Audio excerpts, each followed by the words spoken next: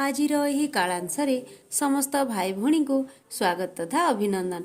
भाई भौणी पूर्वर तुमे माने अरु उ अक्षर पर्यंत परिचय पाइछ। ठीक आज आमे पुणी नुआ अक्षर शिखिबा।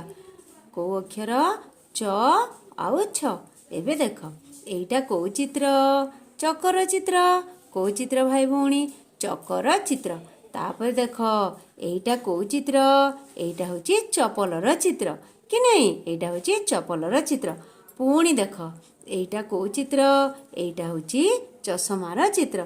ठीक आमे जेतेबेले चक चपल चषमा कहूचु ठीक सही समय रे आमे को अक्षर को व्यवहार करूचु? च अक्षर कहूचु कि नहीं? ठीक एइटा होची च अक्षर। च कहिबा भाई भौणी च च को अक्षर?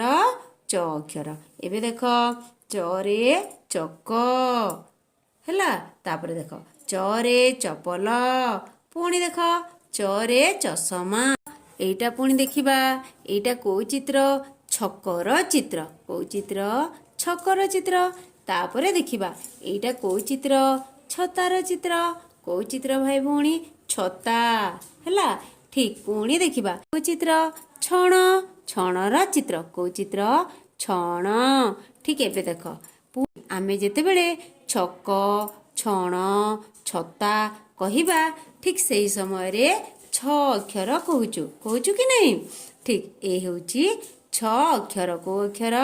छ छ छ छ रे छक छ रे छता छ रे छण। कण?